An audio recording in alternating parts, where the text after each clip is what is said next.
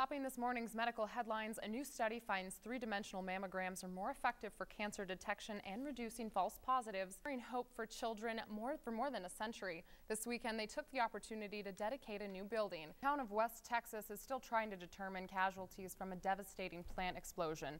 At least 5 bodies were recovered and more than 160 people were injured. Parishioners in Bozeman are devastated as another church becomes the target of an act of vandalism. Now we must decide whether it will go to charity, the Democratic Party, or to be returned to donors. It's been said, unless you know where you've been, you can't know where you're going. Montana has a history of raising women with a backbone, dating all the way back to the middle of the 19th century. Mary Fields was a pistol-packing, cigar-smoking woman that brought a touch of Southern charm to Great Falls. Fast forward 160 years, and we find Pastor Anna Louise Jones continuing to make an impact at the Union Bethel Church.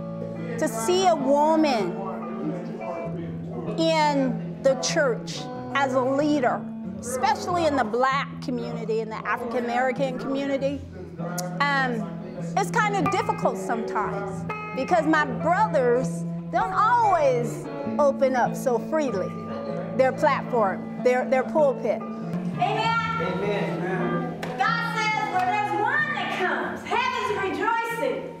Her fiery spirit is reminiscent of Mary Fields, a key part of Great Falls history. Fondly remembered as Stagecoach Mary, she stood 6 feet tall with a love of whiskey, cigars, and guns. Lincoln was her president and slavery her predestined path.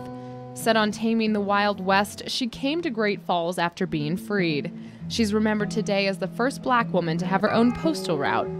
Her world was one where women and African Americans enjoyed little, if any, freedom.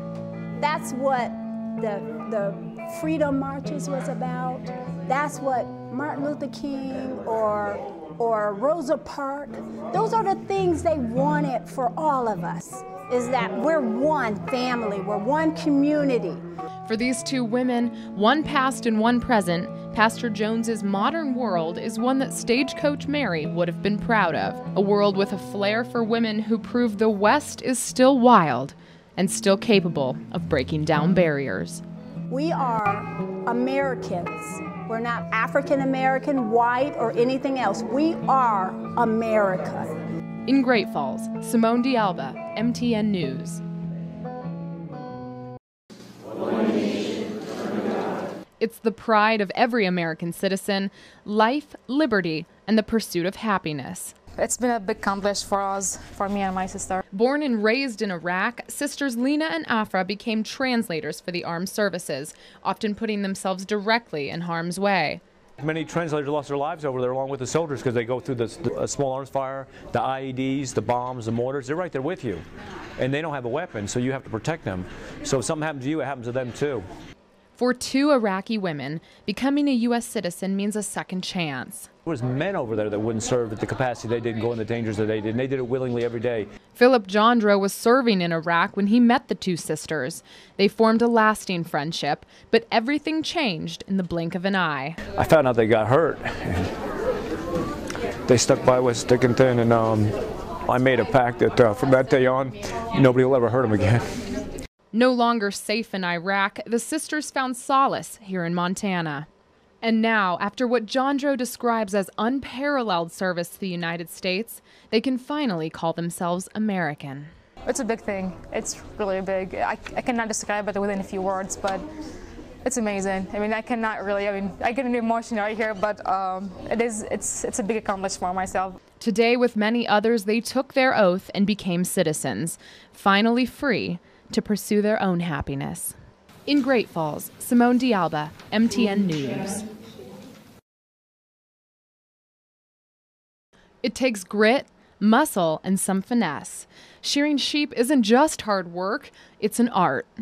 It's a pattern, basically. We want to get the belly off and the top knot, because that's different from that wool. You know, you have to separate them. It's a long ways around a sheep when you start. It's learning how to work it and not get beat up at the same time, you know. For Bo Collins, shearing sheep is part of his lineage. A third-generation shearer, this is a skill that comes naturally. Well, my dad was in it and my grandfather. I kind of got snuck into it, I guess. The wool is harvested for a wide variety of uses, some shipped internationally and others used to make clothing for our nation's finest. Wool is used for all the service uniforms, for all branches of the service.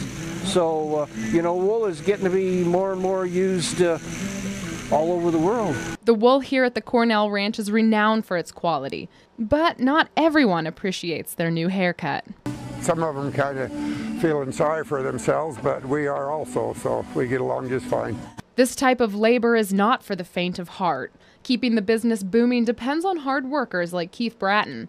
He's been shearing for 30 years. After this many years, I guess you'd have to say it probably gets in your blood. It's that sense of pride in their profession that ensures Cornell Ranch distributes some of the finest wool in the country. Some of this could be going to Canada, could be going to China, some of the highest quality wool. In Loma, Simone DeAlba, MTN News.